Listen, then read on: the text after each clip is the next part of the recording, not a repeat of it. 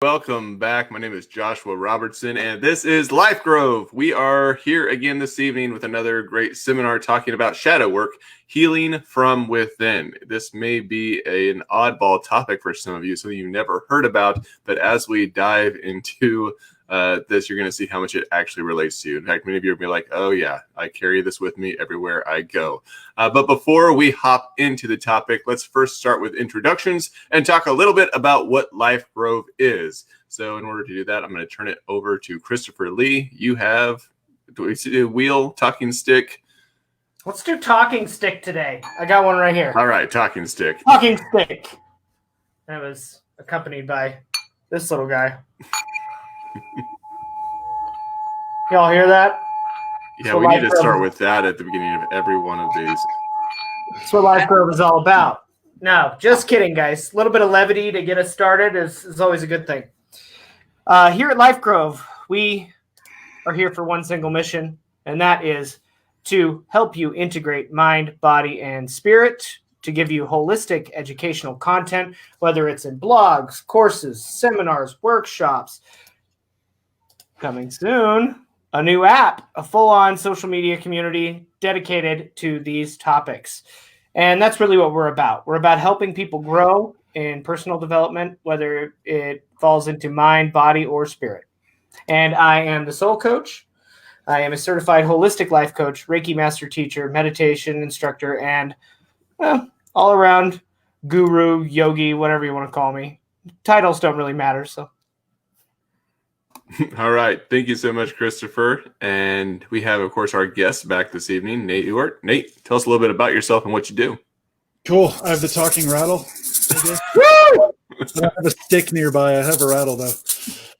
I'm Nate Ewart. I own Somatic Synergies, Integrated Bodywork and Healing in Denver, and Intentional Path Wellness Center, which is where I practice. I'm a mindfulness coach, breathwork facilitator, and a shadow work practitioner. So I'm very pleased to be on the show talking about shadow work today. So thanks for having me again, guys. Yeah, absolutely. You seem to be qualified for this topic. I hope so. And then, of course, Diana, tell us a little bit about yourself. Hello, everybody. I'm Diana Robertson. I am the spiritual advisor / mentor at LifeGrove. I've been doing this for many, many, many years, working with hundreds of clients, weekly helping people along their spiritual path. And I have been doing shadow work since my adolescence, though I didn't realize it at the time. I forgot to say I have my talking coffee because I don't have a stick nor a rattle, but caffeine. You just pick up your Buddha, the talking Buddha. Oh, yes. Should I say it again? Just kidding. No. And then, of course, I'm Joshua Robertson. I'm a licensed master of social worker with minors in psychology and sociology. And I'm excited to get into this topic. I think probably all of us on this panel at least have worked on shadow work for some time, maybe without realizing it. But to start us off, I'm going to turn it back over to Diana to lead us into the depths of the shadow. Yes, I'm really excited about this. Because, I mean, in, our line of work, we see a lot of people that are going through a lot of emotional struggles, especially right now as we're all kind of stuck with ourselves in quarantine. And we're all starting to kind of realize what makes us tick, what, actually brings us our comfort, where we're actually, feeling a sense of peace versus a sense of complete chaos. And it's like people are really struggling to get a hold on that. What people don't realize is where that's really coming from. It all makes sense, from, honestly, from childhood is a lot of what we're going to be talking about here is basically where these emotions come from and why we have them, what we're going to be doing with them, or what we should be doing with them to be in our most healthy state of mind, state of spirit, state of emotions. But I guess what I want to start with is throwing it at whoever wants to start first. What would be your easiest, most simplest breakdown of what shadow work is? Because there is a lot of misconceptions or misunderstandings of what it is. It sounds very, out there, or kind of like something witches would do, something that has to do with curses or something, but that's not what it's like. So let's throw it to Nate, who says, you have your entire line of work going around this. So what would you say to a newbie who doesn't know what shadow work is? Yeah, and I get that question a lot, and I think the easiest explanation that I have for it is, the shadow is typically behind us. So if you think of the way light hits our body and it casts a shadow, right? Typically our shadow is behind us and we can't see it. So I like to kind of use that analogy of like it's literally the things that are like behind us that we can't see, the things about ourselves that we've kind of hidden away for usually very specific and very good reasons, but where it's just not in our awareness. And so shadow work is about going into those places that we've literally cast a shadow on and we can't see it. So that's kind of my easiest explanation for it. It's actually a very brilliant visual to go with it too. I think so. Christopher, you got something?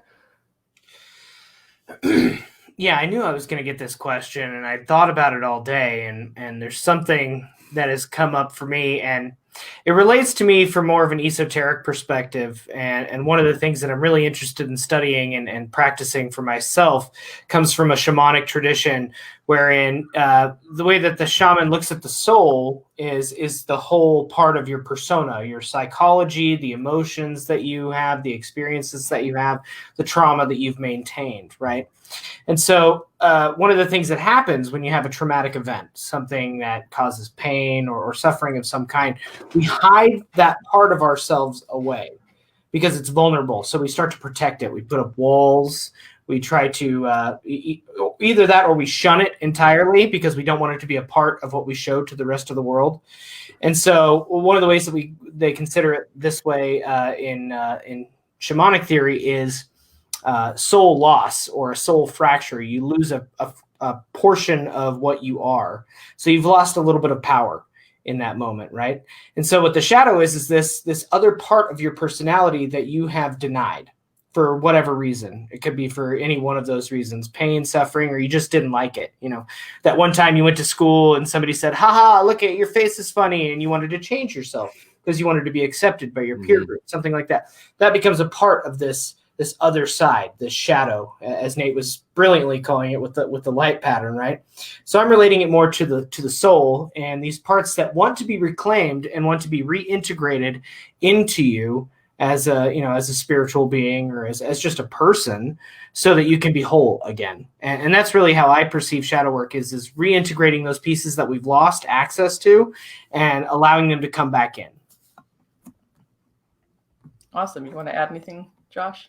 Of course, I want to look at the history of where it originated from and how this came about. And a lot of people will bring it back to Freudian origins, where we're talking about emotional repression for the causes of our psychological complexes that we have and how these have impacted us. Then, of course, Jung came from that and kind of built these archetypes and the persona ideas around that to talk about how we carry around these pieces of ourselves that we've essentially hidden and we're unwilling to express. Sometimes they're even hidden from ourselves, or we ourselves are not even aware of what's going on because we've been taught that they're socially dangerous or they're inappropriate to expose them. And this is very much what Christopher was just talking about. But that's where it comes from a psychology perspective, is that there's just these pieces of ourselves that we've repressed, that we've pushed away, that we aren't ready to come to terms with.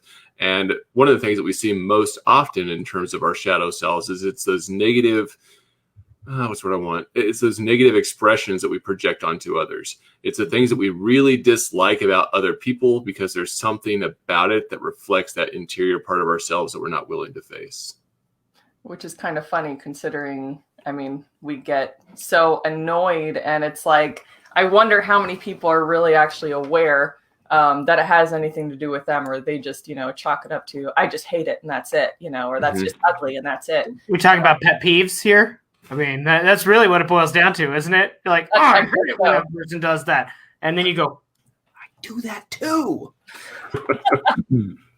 Well, yeah, we should be saying, yeah, I do that too. I think that's the thing is that, we need to get to is that point of being able to recognize, but we'll get there. I think another one thing that a lot of people have asked me at work is, does everybody actually need it? is there anybody out there who wouldn't need it? Or like, what are typically the signs that you see in yourself or in other people to say, whoa, you need shadow work, or you need to work on yourself to heal whatever is there? Mm-hmm. Like, I guess, is there anybody that you guys would consider saying, well, somebody, wouldn't need it if this is the case, or if this is what they're like, or if this is what they experience? I personally think that everybody needs to do shadow work. I mean, if you go back to, I'm trying to think of who wrote it. They wrote it about Jung, and they essentially said each of us is a microcosm in which the universe processes and tries to actualize itself. And shadow work is part of the necessary processes that have to occur in order for us to find self-actualization. If you don't face those deeper, darker parts of yourself and really come to terms with them, you're never going to find self-actualization. What's the threat in that? It's finding your purpose. It's finding joy. It's finding the ultimate level of life satisfaction. There are essentially things that you're moving off the table, and you're essentially saying, no, I'd rather be experiencing pain and suffering and anger and broken relationships, and never recognizing what patterns there may be within yourself that is essentially manifesting all these things around you. Maybe that's a little harsh. It's probably a little heavy. Sorry, guys. But but I think we're talking about shadow work here. Yeah. but I think that's what it is. When you are not willing to come to terms with those negative actions, thoughts, feelings that you're carrying around inside of yourself, you're essentially allowing yourself to continue to repeat the same behaviors, the same actions over and over again that are separating you from humanity, from the world, from your own consciousness. So I'm curious about Christopher and Nate, when you guys are dealing with people, or a new customer, comes to you, I guess what would have to be said, or how do you come to the point of actually working, on shadow work with somebody? Is there something that sticks out, something that they say, or do people specifically come to you to be like, hey, Nate, I need help with shadow work, guide me? How does that process typically look for you? So I always kind of sneak it in. It's sneaky, right? It's the shadow. Exactly. People don't see it coming.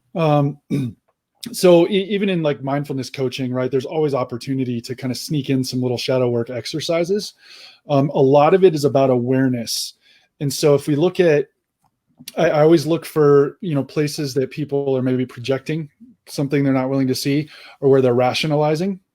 Those are kind of the two triggers that get my mind working, and, oh, there's something underneath here that needs to be seen, right? And it's the rationalizing is always the big one, and then the projective identification too, right? So there's those two pieces, and so if anybody comes in with that, I'm like, we're going to do some shadow work. That being said, there's some techniques that are really good to use that can be very simple and can approach that for some people. But if people aren't ready for this work, it can be very off-putting and very painful. And so it's not something to be taken lightly either, because people are going to have to see themselves and look at themselves in a way they've never seen themselves before. So if they don't have a pretty high level of, self-esteem and self-love, and the ability to ground and orient and center and deal with their nervous system on some deeper levels, this work is not for them. Mm-hmm. And so while I do agree everybody probably needs this work, it doesn't mean everybody's ready for it. And I do think that there might be some other avenues to get to healing these parts. I personally like shadow work because it's like a laser focused shot right to like, here's where you believe this about everybody else, but it's actually something about yourself that you're unwilling to see. So I hope that answers your question. Yeah, it does. Sure. Yeah, in my own experience, there is a certain level of responsibility that has to have been acquired by the client or the person in question before you can commence into some of this deeper work. Like Nate says, there's a certain level of like self-esteem, self-love, acceptance that needs to have occurred so that you can dive deeper and have the strength, the armor, the fortitude to face these darker aspects, right?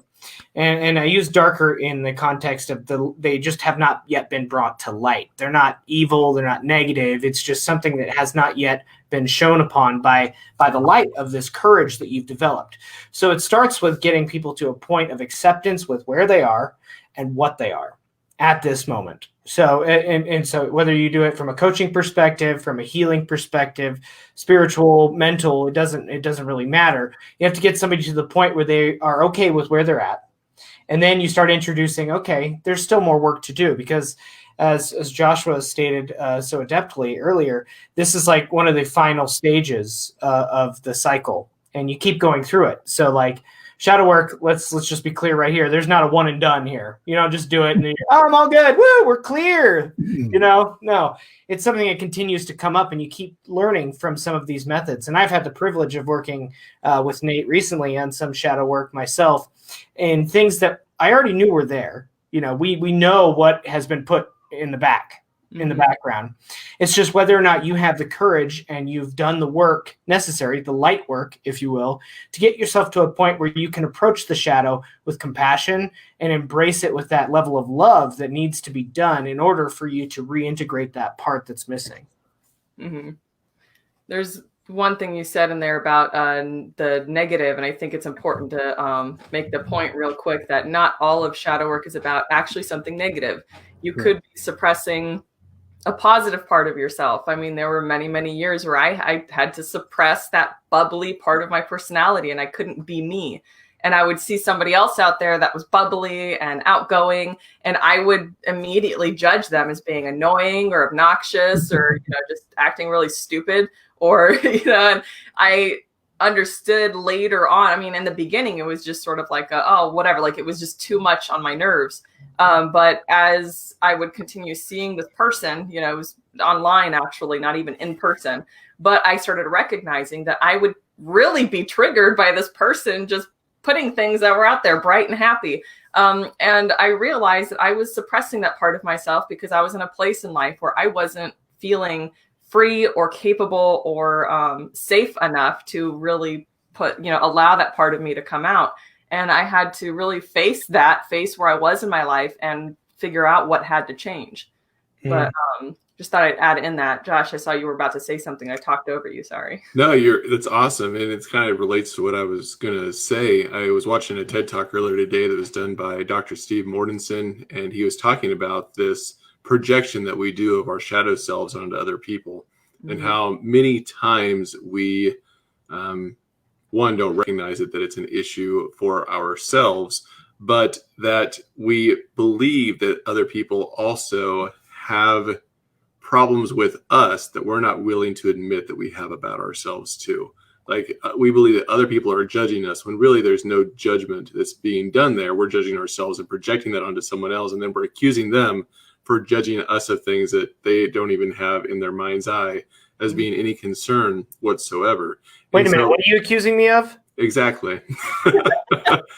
And it's interesting to me, and this is kind of, I guess, a two-part question. One, Diana, from your own experience, and then I also wanted to ask Nate, too, and what he sees from clientele. But and Robert alleged this with his comment, but how often are people ready to recognize or accept that these are things that they have going on within themselves? How hard is it to come to that realization of saying, oh, this isn't a problem with them. It's something that I have within me that I need to confront.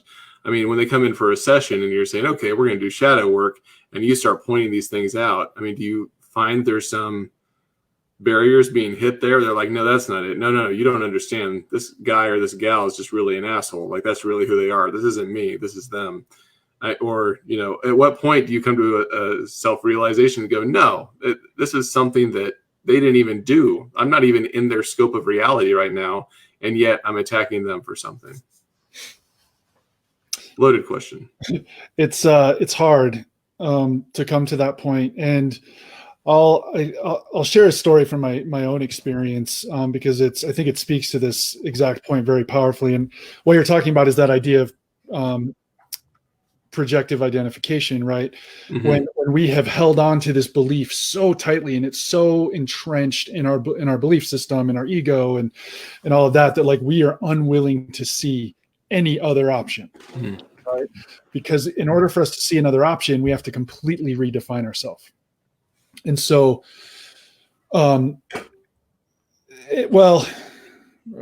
maybe I'll get to the story I was going to share, but the other thing that happens is this idea of cognitive dissonance, right? So here I have this belief about this person, right, that I've projected onto, right? So they're bad, they're wrong, they're this, they're that.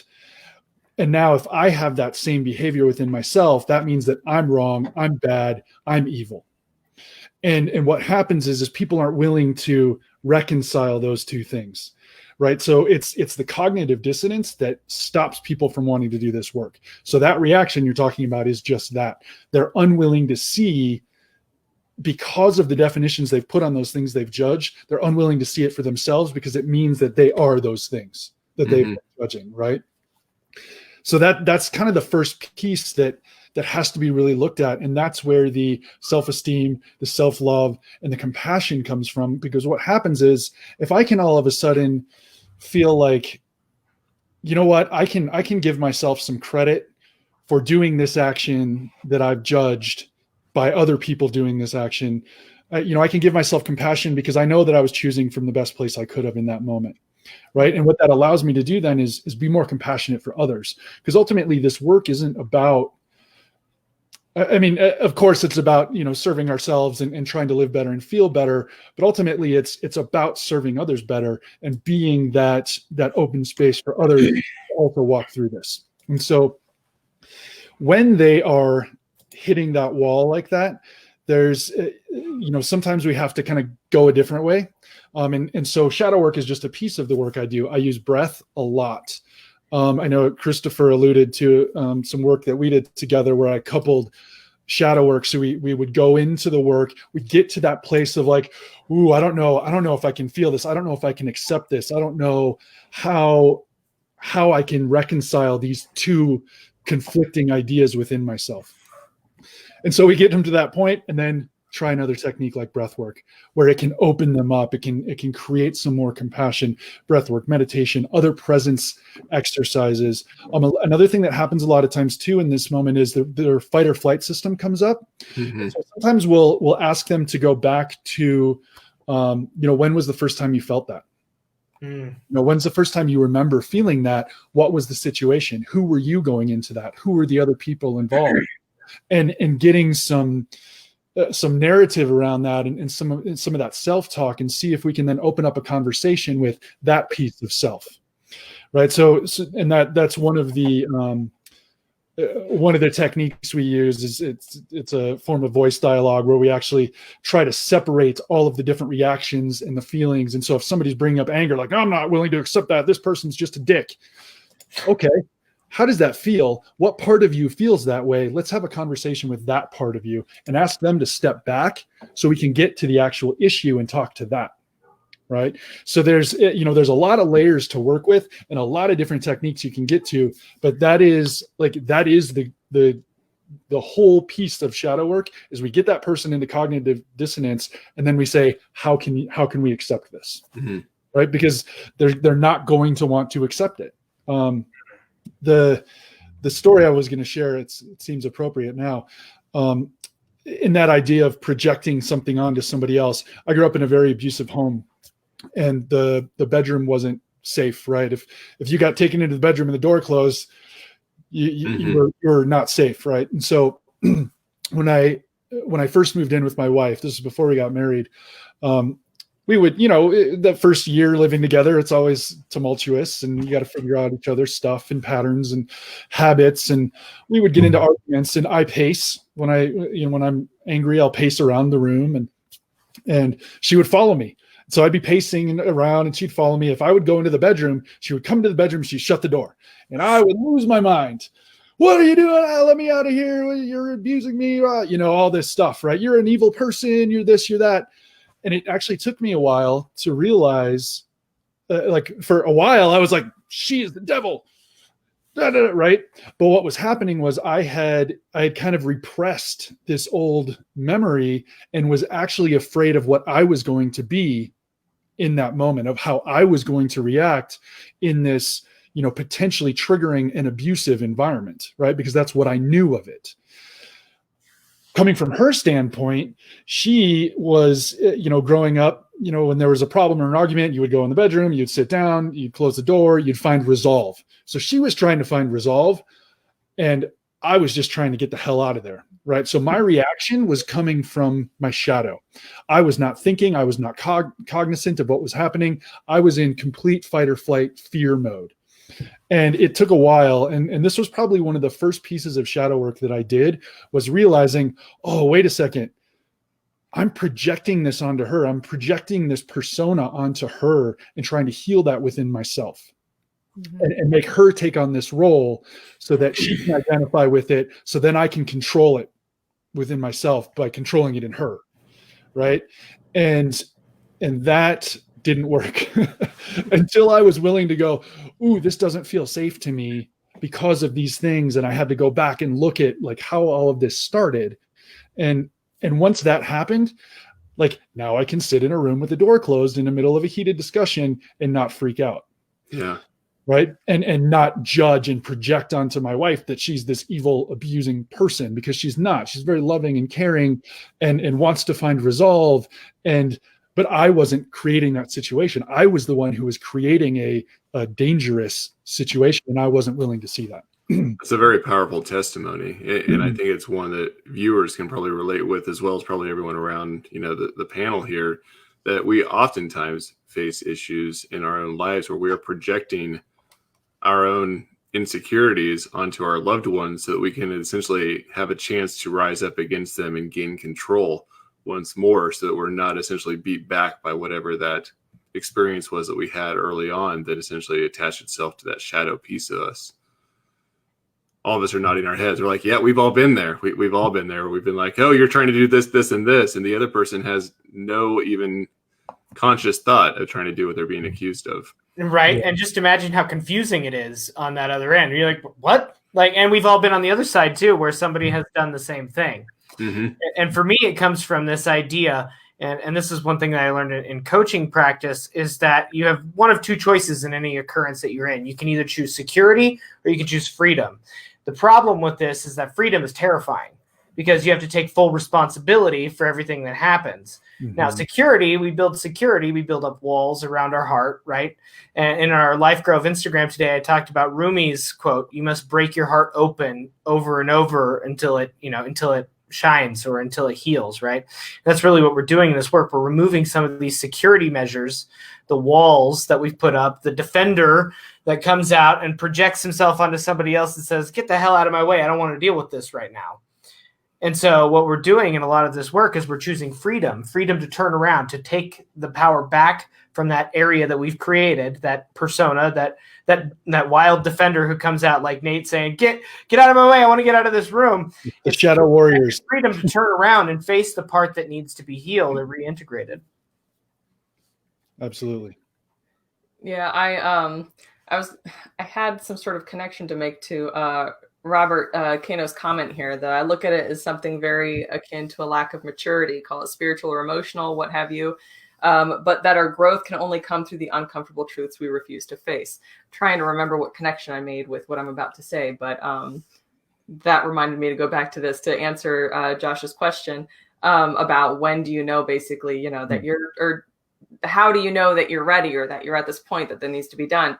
And for me, I grew up in a very safe home. I didn't have any sort of, severe traumatic situation. I didn't have anybody unsafe in my house. And I was raised very lonely though, and essentially in a box. And so my struggle was a sense of freedom. I needed a sense of purpose, a sense of peace, and a sense of freedom. My mind was asking too many questions all the time. And when it came to a point, I stayed in that sort of lifestyle even after I moved out of, my parents' home, in that same lifestyle of essentially living in this box. And, as you get older, you start sort of finding yourself in unhealthy or unsafe situations when you are raised in such a box, when you're raised with a certain set of beliefs of what's okay and what's not okay. And, you know, the abuses in my life started happening when I was already an adult.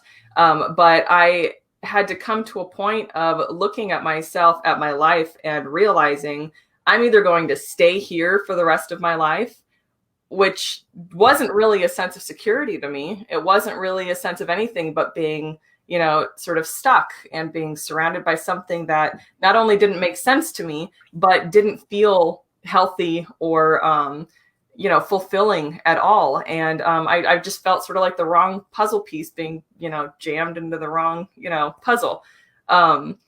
But I came to this point where I'm just like, I don't know that I could do this anymore. Like, I have to make some sort of change. And that's where I had to really look at every part of, you know, myself that was holding me back, that was holding me from growth, that was holding me from taking action. And that was scary in itself, sort of going out into society after being in, you know, a little box with just, you know, all you know is the walls around you and that set of, you know, beliefs and understanding that you've been essentially conditioned with and raised to accept that that's it. But for me, just came down to, I guess, that freedom, like you said. And me and Josh were just talking about this a few days ago, about this concept that you really either have security or you have freedom. And it really comes down to, you know, what's going to make you fulfilled or give you any sense of peace in the end. I think peace and fulfillment are pretty much on the same level personally. But when it comes down to it, I mean, it doesn't have to be something that's, you know, completely dangerous or completely out of sorts or something. It can be something as simple as, I don't fit here. Something's wrong. And if I don't make a choice, if I don't take action, I'm going to be stuck here for the rest of my life. I think it was a quote that really was the final, you know, nail. And no, nail in the coffin would be the wrong thing, because it led me to my freedom. This quote that I saw was something the pry bar. Huh? It was the pry bar that opened the coffin. Exactly. There you go. It was a quote. I can't remember it exactly now, but it was something like, the problem is you think you have time. And at that time, I was only, you know, in my 20s, but I still felt like my entire world shrunk around me. And I'm like, oh my God, I have to do something. Like, I can't be in this my entire youth. I can't stay, you know, in this sort of environment throughout, you know, the prime of my life. It's, number one, not healthy for me. I was on so many, I was just not really medications. There were natural treatments that I was trying to do to make myself, you know, to raise my immune system, to take care of myself, because my body was breaking down on me. Because as it does with stress and anxiety, you know, if you let it fester, it will start eating away at you from the inside out. And that was just not the life I wanted to live my entire youth. If I was going to live beyond the youth, as I was being warned that I wasn't going to make it too far if I don't take action. So that's honestly what set me on my way to really start facing shadow work in the scary sense of making life, you know, major life choices. Mm-hmm. But I don't know if anybody has anything else to add in their own experience. Well, I like how you talked about it in the context of Robert's statement about discomfort. One of the ways that I find that it's a good idea to introduce it, at least in my own practice, is when I feel like I'm really comfortable. When everything's looking good, I know there's something around the horizon or something in the background that needs to be addressed, because I've stagnated. And one of the things that I've learned the hard way is that discomfort fosters growth, right? Whereas comfort festers. You know, you start to stagnate, you start to not exactly address the things that are going on around you. You ignore the problems, they get bigger. And so I try to put myself against what I call like a comfortable edge, where you're just kind of finding your edge and you're just slowly pushing against that boundary. It's always discomfort oriented in some way. And it's one of the things my yoga practice has taught me, is that if you can find that edge, you're constantly growing and you're constantly expanding. You'll need times to do some sort of contraction, and those will happen naturally.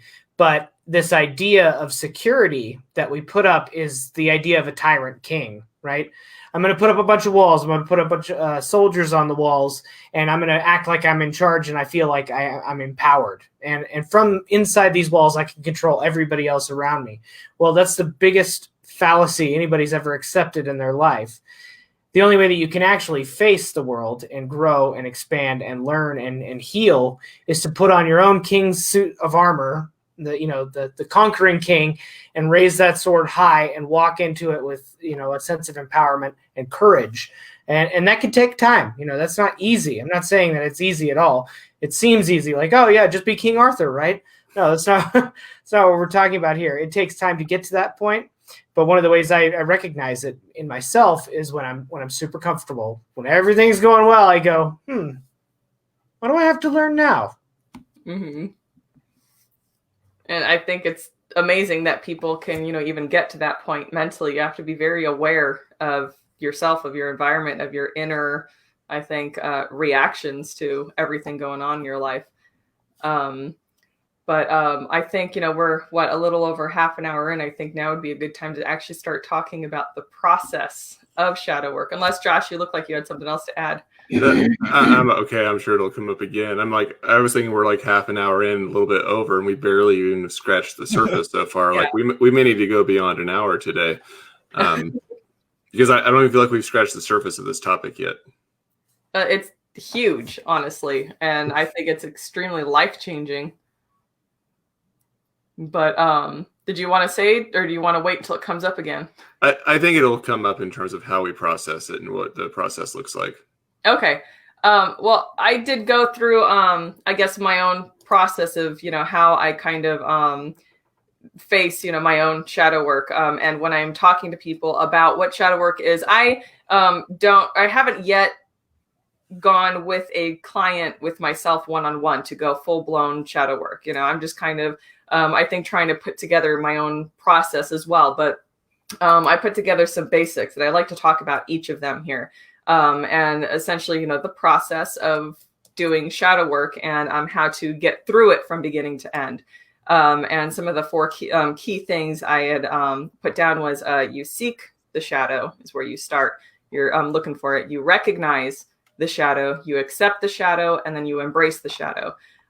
So I kind of, of course, if you guys have anything else, you guys who do this, professionally with, other people, have something to add. I guess let's start with the very beginning. How do you start with, a new client, a new person sitting in front of you who needs to do shadow work? How do you start that process?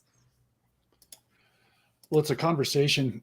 As I mentioned before, there's always people don't always come to me specifically for shadow work, right? They come in because they're, maybe they're having a physical issue or a stress issue or a nervous system issue.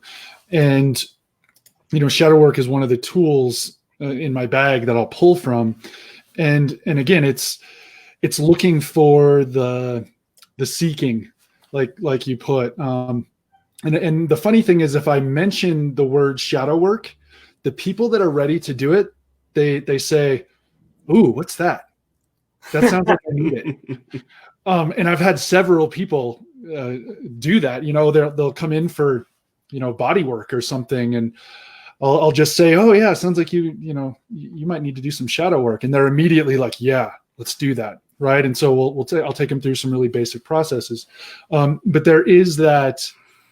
There's that vibration that happens within them, that resonance, that they're just like, yeah, I think that's it. And the things I look for are, like I said, that cognitive dissonance that they're fighting with, something that's, very obvious that they're projecting, or a lot of times the way you can tell somebody's projecting is they're saying, I'm not that. The person who puts their foot down and they're like, I am not that thing. Or they're judging somebody very harshly, and they're like, I would never do that. And they start rationalizing. They're like, well, yeah, you know what? I did cut somebody off in traffic today, but it was because I was in a hurry and I had this and da da da da da da da. They have the reason. They have they're better than, so they can do the things, right? And so it's those types of things that we see. And I've also trusted that whoever shows up in My office with me is there to receive whatever I have to offer. So I set that up from the very beginning. And so I will offer that to people. And with shadow work specifically, like it does go a lot deeper. And so there absolutely would be some people that I would not even approach that with. But again, there's a feel to it. There's a resonance that happens. And you look for those little things, and you can tell when people are seeking it. So that's my answer. Anyone else? Well, in my work, I tend to follow like the 4 agreements from Don Miguel Ruiz, and what I look for first is like Nate said, it's a dialogue. I'm talking to people about their life, what they want to fix, right? That's what it's all about with coaching in most people's minds is I want to fix some things. Automatically, I know there's going to be some fun, chewy bits to go into when they say they want to fix this or fix that, when really a lot of this is about acceptance. And so I listen for expectations, particularly as they are with other people around that person's life, and then also assumptions that they're making about other people's motives and or intentions.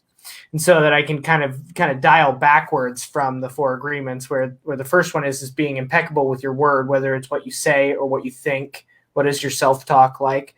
And then follow up with like taking things personally. How often are we taking something personally from what somebody else does to us, right? We're saying, oh, you did that to me.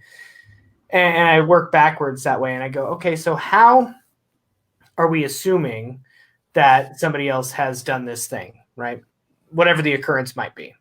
And what is the expectation that you have of this other person? And that's when I kind of dial it in and I go, okay, so is this really about that person, or is this about something that's not being met with you? Is there some expectation that you're holding, some assumption about where they're coming from that isn't meeting the needs and desires that you have right now? And how is that showing up? And so like that for me is like usually a clue of what are we hiding? What's really behind the surface? Kind of like how Nate had put it earlier. What is it that's really not being served in the person? And then how can we get to a point where they take responsibility for their part in this? And then how do they come to a point of acceptance and forgiveness for the other person? And so that is how it relates to what I do most in coaching practice. But in other healing work, it's much deeper, and it comes with a lot of trauma-based things, where people want to release something. And often in my work, because it's mainly Reiki, it's not, say, like Nate does. Nate does an incredible job of getting you gently to something that you want to reveal, but you're hiding very, very close to the skin. What I do with Reiki is that energetic work will allow them to release it and face it without really consciously being aware of it. It'll allow that kind of thing to surface and integrate all on its own, which is really powerful work, but it's not something that everybody, again, is always ready for. Yeah. I'd like to add to that too, Chris. You mentioned the trauma work. And so like my history and my practice is I've done a lot of trauma work with people. And so even before I was calling it shadow work, I was doing this work with people. And so that's a huge thing. Anybody who's experienced, any kind of trauma, which is pretty much everybody, right? Like we've all been traumatized in certain ways, but when people are coming in specific to, hey, I want to heal this trauma, like I almost always know there's going to be some elements of shadow work in whatever practices we end up doing together. So yeah. Thank you for perking that in my memory, Christopher. I got you. I know when I'm working, there's a lot of times where somebody will they'll continuously bring something up and or just sort of some struggle that they're having or some emotional outburst almost, and they'll recognize and be like, oh man, I'm sorry, I didn't mean to come across so harshly, and they're just like, I don't even know, I was just triggered by something happened. And I would make a comment of, well, you might want to look into some shadow work or something. And a lot of people don't want to work with someone one-on-one when it comes to something like that, because they're not really ready to share their demons. They feel they got to fight these demons on their own. And so in those cases, I often suggest to people things like, of course, journaling. It's something to sort of get your mindset into this sort of, okay, you recognize you're having emotional outbursts. You recognize you're having some sort of emotional struggle. But you don't know where that shadow is. You don't know where it's coming from specifically. And so, I'll suggest, they journal for a week and then look back at the end of the week and see what, cycles are happening or what is recurring in their frustrations or something. There's also, you could write a letter to yourself if you know sort of where the struggle came from, but you're not really, I guess, comfortable with really facing that shadow yet, is, writing a letter to yourself or to a person who hurt you, not to give to this person, but to get out your feelings, to really own what happened, recognize what happened, because you can't heal what you don't recognize. You have to really recognize what's there and what is causing all that, disruption in your emotions and in your spirit.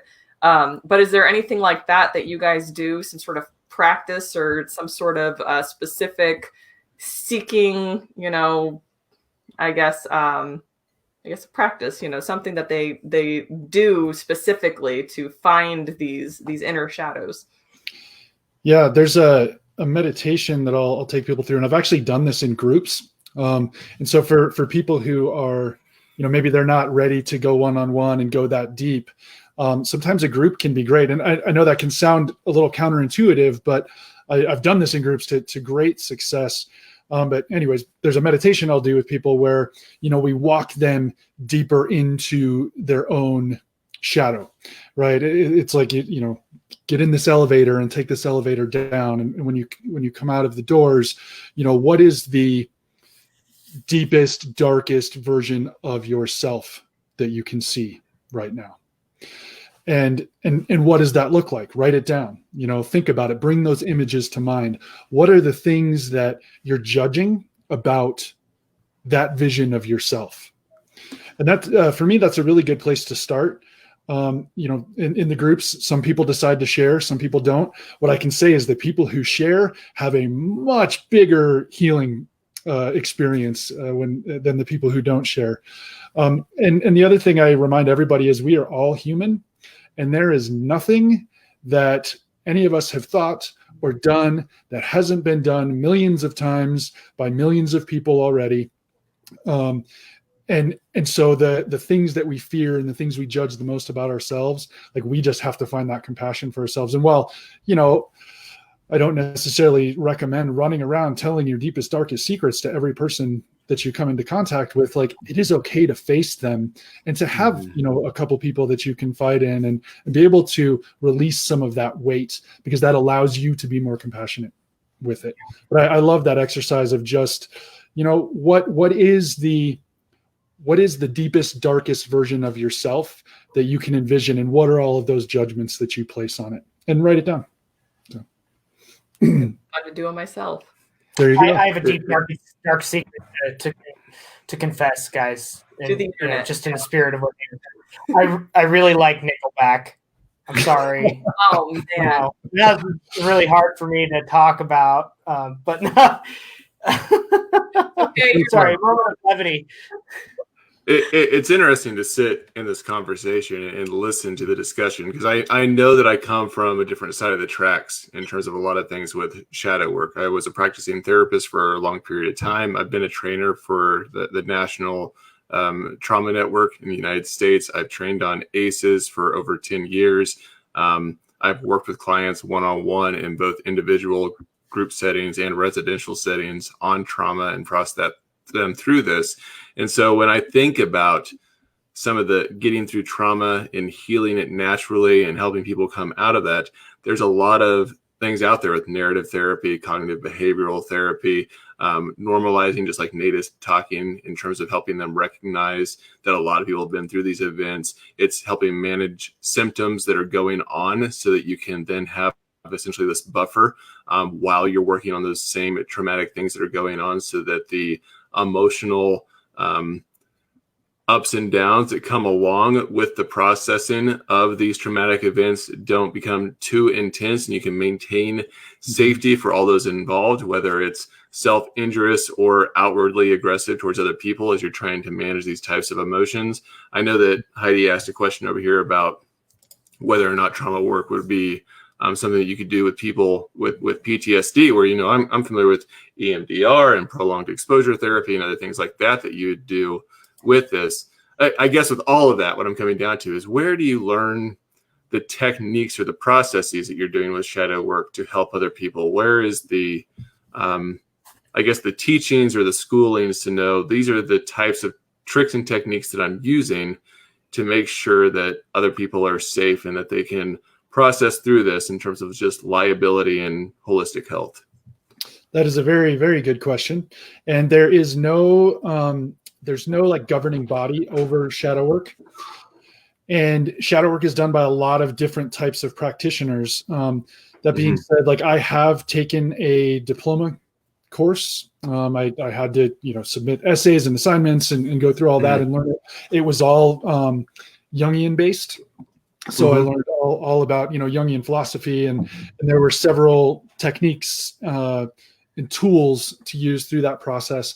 That being said, I also have mentors who are mediums and shamans who do this work innately and know how to create that safe container. So I did not even start doing this work consciously, like actually going, oh yes, I'm doing shadow work with people, even though I was like, I never started calling it that until I started doing training with like sacred circle holding and being able to set up that safe space. And while even when I officially learned that, I realized I had already been doing it, but it's a very different, not realizing you're doing it and then all of a sudden doing it with intention, right? So setting up a safe space such as like group therapy, right? It's very similar with Sacred Circle. And creating that space of safety. There's also the idea of titration, right? Like the drop in the bucket. Like let's take people into it. Okay, now let's come back to the tools, to the grounding, to the orienting. Make sure they feel safe, and not pushing them too far, because again, you don't want them to be re-traumatized. Right? And that's very fascinating to me, because I recently finished up a course on shadow work for my current schooling that I'm going through, just so I could understand it better. And as I was going through the curriculum, I was like, oh, that's Rogerian. Oh, that's motivational interviewing. Oh, that's, just being identified. Oh, that's dialectical behavioral therapy. Like I recognize the same types of techniques and tools and processes. They're just called by a different name in shadow work. And so Diane and I, of course, every seminar, we're like, we've had this conversation because we talk about this stuff until morning to night every day. But it's like, these are all things that I've been doing for 15 years in practice with clients. But shadow work has such an esoteric feel to it. You would never call it that in the terms of a therapeutic office or in that environment. I think it's great to know all of the terms, or to learn all of them, so that when you're dealing with different people, I mean, some people, more on that analytical mind are going to really connect with the words, what you just said, Josh. I can already bring them back to mind, because I'm more of the esoteric mind, that spiritual, emotional mind. So shadow work is like meaningful. It's almost symbolic to me. But there are people who need to hear the other more scientific, more psychological terms, and it's going to be meaningful to them and kind of make them less, I think, feeling like they're walking on the edge of something uncomfortable or uncertain. They go through it. But that's what every psychologist, social worker, psychiatrist do, is we find something and give it a really big name with a lot of prefixes to it to sound really smart. It's job security. We would never call it shadow work. That Medicaid would not accept that if we billed for that. Right. I think Nate brought up an interesting point about some people he's worked with that do this innately, and I feel like it's something that we all do innately, anyways. We've put certifications and diplomas and degrees and licenses as these containers that make people feel safe. But for millions of years, people have been doing this work in one way or another, either for themselves or for the tribe that they were in at that time, or the society they lived in, the town, the village, whatever you call it, have been doing it without those containers. Right. And it's innate work. It's something that we all know how to do. It's whether or not we are willing to do it. And that's really what it comes down to, is not if you're qualified or, and of course, those are great things to have. But everybody has this ability to do it on their own. Whether or not you're the therapist or you're the healer or you're the practitioner, you're not actually doing anything to the person. They're doing all the work for themselves. The only thing you're doing is creating a safe feel for them to start engaging in this work. because it is scary. And it's something you need to be empowered to do, and have somebody kind of cheering you on in the background going, yeah, you can do it. But you're doing all the work. So really, when it comes down to it, has nothing to do with all of the titles. It has everything to do with your own willingness as the person on the table, in the chair, whatever you want to call it. Are you willing to take that next step? Are you willing to go deep enough to heal some of these things that you already know that are there? I absolutely love that, Christopher, because to me it's so ironic that we formulate all these containers in order to communicate with one another. And the entire reason the shadow is developed is because we're all putting ourselves in a container. Drop the mic. I'm out, guys. Yeah. Well, hold on. We have the next step here. Now that, let's say, you started the shadow work, you started seeking that shadow, and now you found the shadow. So what's that next step when you recognize, okay, this is my problem. This is the situation that had happened in the past. This is what I was suppressing. What do you do with that next? Run. No. Yeah. That. I mean, there's the thing is, there isn't necessarily anything to do with that, right? Because you said step 3 was acceptance, right? Was that? Yes. Step 3 would be the acceptance. So you find it, right? You have to feel what comes up with it and be present with it and allow those feelings to come up. And so that's where, again, where I will jump into something like breath work or just some presence practices for mindfulness of allowing them to give themselves space to feel what's coming up. Because I guarantee you, if you can sit for 60 seconds with that fear or that anger or grief that's coming up from whatever cognitive dissonance is being created, I mean, even 30 seconds, that's probably more time than you've given it in your entire life. Mm-hmm. And so if you can breathe with it, if you can be present with that, it opens things up. All of a sudden we start to see that, grief becomes this really amazing teacher. Sadness becomes beauty, right? Anger can become very creative and a motivator, right? And so when we give ourselves space to actually feel those feelings instead of repress them, that's what has to happen there when we find it, is we have to be present with whatever that feeling is. Yeah, essentially facing it, Yeah. really Yeah. recognizing and letting it sit. That's the hard part. Yeah. And that can last, like I said, 60 seconds. And, sometimes the waves of that will happen for a month.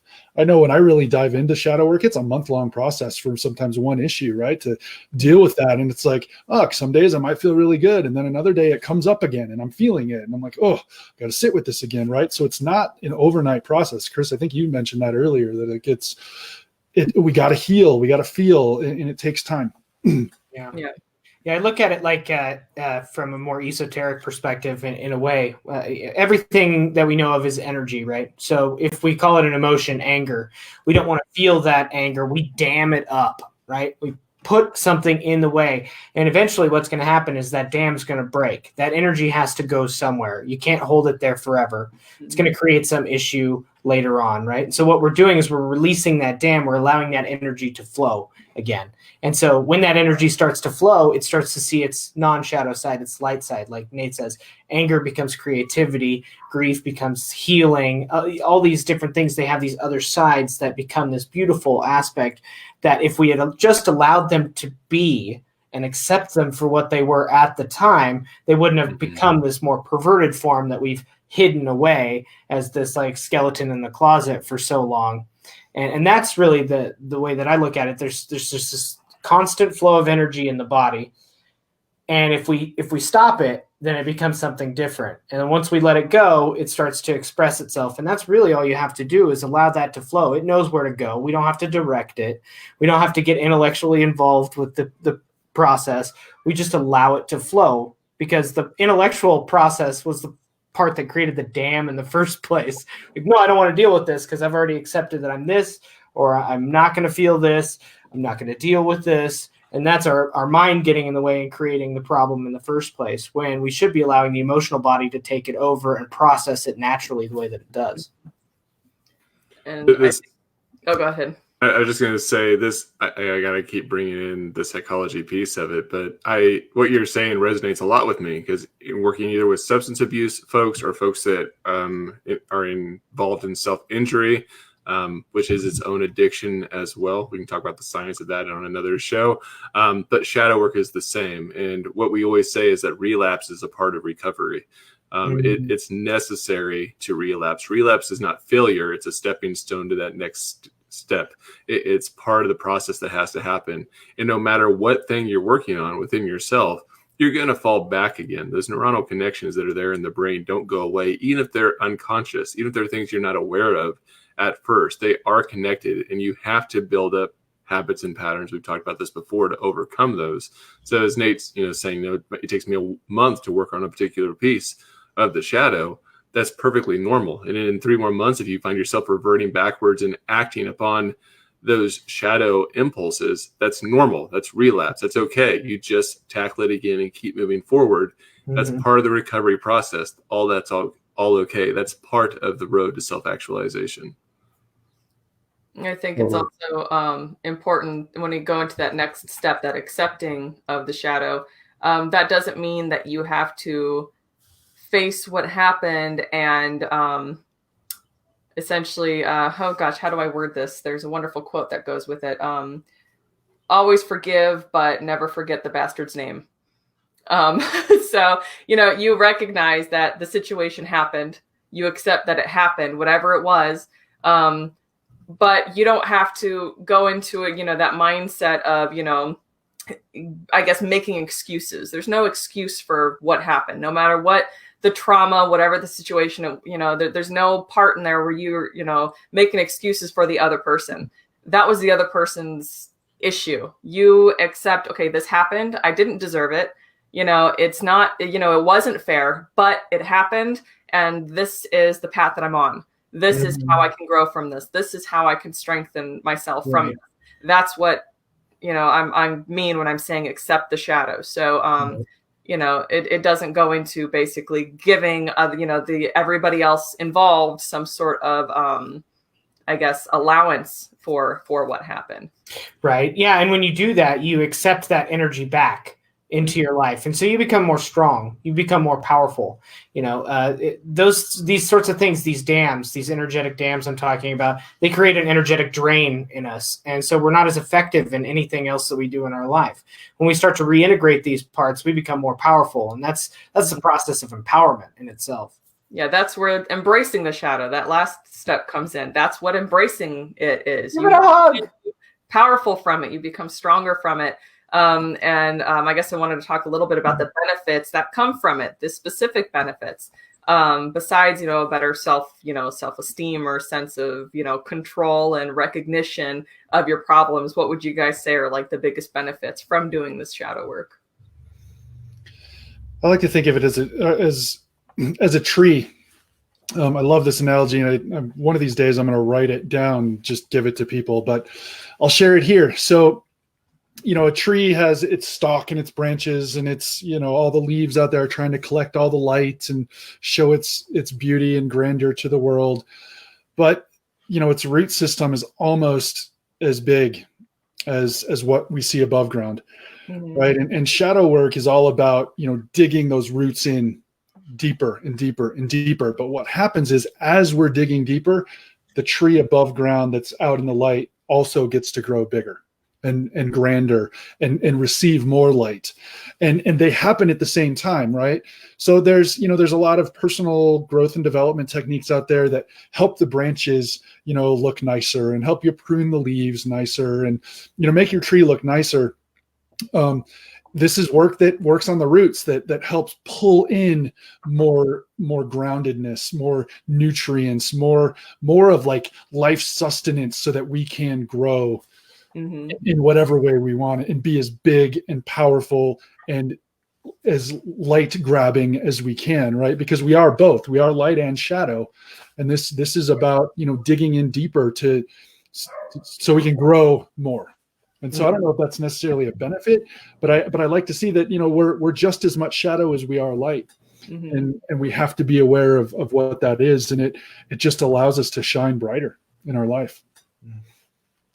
I think there's a really a newfound appreciation for others that comes about after doing shadow work. And this was the story I was going to share earlier. And it only came recently that I recognized that a lot of my fantastical writings I did, a lot of the books that I published, the characters that I created were pieces of my shadow that I had formulated and created and put into stories to really flesh out and understand those deeper, darker parts of myself that I was unwilling to express or face. And in their creation and in putting them in stories and letting them live out different scenarios, it was almost like shining the stone in my hand. It allowed me to see things a little bit clearer, appreciate pieces of myself and pieces of others clear. And in that, and being able to accept myself in that, by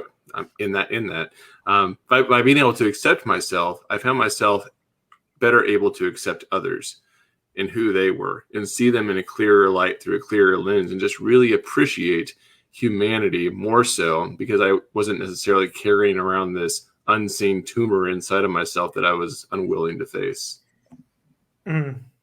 Yeah, for me, it's the level of acceptance that comes from it. And in doing that, we defeat our greatest enemy. You know, our greatest enemy is ourselves, right? When we hold on to this stuff, we create drag and we can't exist in a state of flow. We exist instead in a state of resistance. So therefore, everything that we do becomes infinitely more harder or more difficult to accomplish. So whatever it is that you want to do with your life, if there is a level of resistance attaching to yourself, or attaching to you, and it's created by you, then one of the benefits of shadow work is obviously going to be to allow that to be reintegrated. You're allowing that energy to come back into your sphere of influence and allowing you to do greater things with that energy. Instead of consistently dragging around this laundry bag full of stuff that always gets in the way, and you're trying to get through a door, but you can't get through that next level of your life because you're still dragging this giant bag around. Instead, you're allowing this to become a part of you. You become stronger and you become more capable of living without that resistance. There's a lot of, I think, lessened stress on circumstances, any sort of long-term problems, as well as any new issues that come up, any new stressors that come up. It's like once you're, in that process of healing or being able to recognize parts of yourself, it's like problems come in your life and you're just like, all right, let's do this. Let's take care of this. And just feel more capable and energized and able to move forward and just push through these walls and force that freaking bag through the door, or no, never mind. Leave it. You can leave it Right? and move on with your life. But there's a lot of, I think, that sense of freedom of just sort of, that dead weight is gone. And just sort of feeling like, working through problems, working through, even the boring parts of your everyday life just seem like almost like you're flying, you're just moving along. Of course, like was said before, you do revert back sometimes to, old ways or old thoughts, old patterns, but, you're quicker to recognize them. And, it's not so hard the next time to, get back onto a healthier path, and to start making better choices for yourself. But that was the end of everything that I had written here. We had touched on everything that I wanted to talk about. I have a question just because I'm curious. If there's people that are watching this or folks that'll be watching this later on, what are some first steps? I don't know if we really outline this. What's a first step you can do to begin shadow work? Should it be listing your pet peeves? I mean, should it be... what does that look like? What's the first thing you do in terms of taking steps towards shadow work? I like the idea of writing a letter to yourself or writing a letter to somebody who's essentially the idea of them, the memory of them is haunting you for some reason. And really just being able to release whatever it is that you're holding in so hard.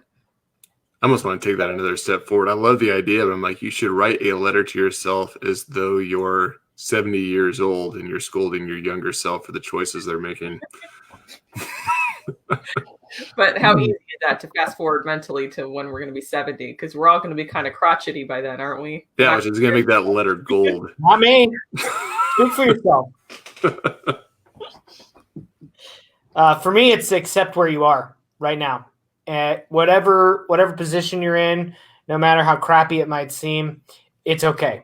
You don't have to fix it right now. You don't have to fix it right away. And that's going to make the rest of the process a lot easier because you've engendered this idea of acceptance and you've made it a principle in your life. You've made it a practice.